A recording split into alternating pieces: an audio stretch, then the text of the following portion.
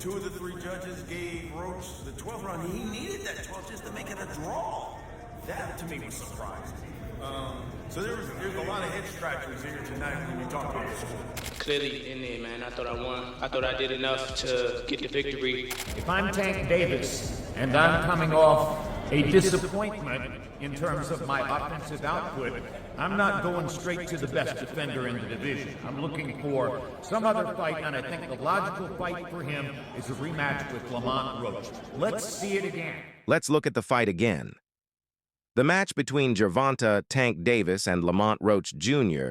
was meant to be an easy title defense for Davis, but it became one of the most controversial fights in recent boxing history. Lamont did his thing, though. You can't take nothing away from him. He fought a hell of a fight. He really can't. He stood in front of him, took his best shot. He was standing in the pocket, blocking, throwing back. Like, he was doing a lot of good things in there. And, you know, he gained a lot of fans tonight. I'll tell you that much for sure, 100%. And I do think that Roach actually won the fight. I thought he outworked Tank. I thought that he threw more punches than Tank. After the controversial majority draw, many boxing experts, including WBC lightweight champion Shakur Stevenson, shared their thoughts. Most of them agreed with Roach. Okay. We still got to see each other. He say he want to fight me, so we gonna fight. But what do you think about the decision? I thought Lamont won. You thought Lamont won? Shakur Stevenson, known for thinking carefully about things, shared his thoughts on the fight. He mentioned that he had bet on Lamont Roach Jr., saying, "I made at least $20,000 betting on Roach Jr. tonight." In another post, Stevenson talked about how well Roach performed and said that if Roach couldn't get a rematch with Davis, he would be happy to fight him instead, even offering a world title match.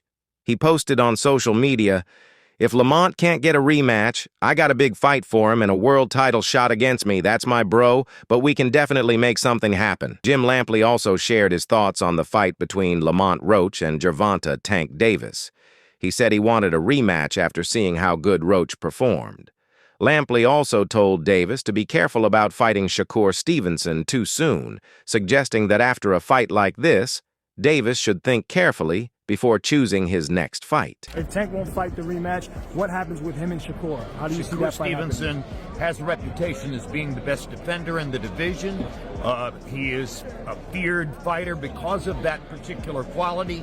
If I'm Tank Davis and I'm coming off a disappointment in terms of my offensive output, I'm not going straight to the best defender in the division. I'm looking for some other fight, and I think the logical fight for him is a rematch with Lamont. Lampley praised Roach as the best fighter in the 130-pound weight class and said that Roach proved his critics wrong with his performance.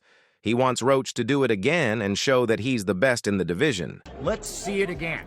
Let's see if Roach can go ahead and capitalize on what he showed here tonight, which is he was a much better fighter at 135 pounds than most of us expected him to be. Okay, who do you lean towards in Gervonta versus Shakur if that does happen? Who are you favoring? Based on what I saw tonight, I would have to lean to Shakur Stevenson. During his live commentary of the fight on his private channel, TeddyAtlas was shocked when GervontaDavis took a knee. He wondered what had happened and why the referee didn't call it a knockdown. I think the referee started counting 8. Whoa, what was that? The referee's trying to figure this out. I think he's going to give an 8 count. He went down on the knee. I guess he's wow. I guess what he is talked his going way on? out. I think Tank talked his way out of that. He talked his way out of a traffic ticket with the cop. The cop had him going through a red light, and he talked his way out. Atlas compared the situation to a traffic stop, saying that Davis talked his way out of a call that should have been against him. He also made fun of the idea that a fighter could take an unofficial break during a fight, comparing it to a pit stop in a race. He went down on a knee. He went to the corner. He must have had Vaseline in his eye. Whatever. He went to the corner to wipe. You're not allowed to do that. I mean, we're not in the Indianapolis 500. There's no pit stops. Wow. I mean, really, someone's got to explain that to me. We're And the eating up referee, now. I think the referee got talked out of it.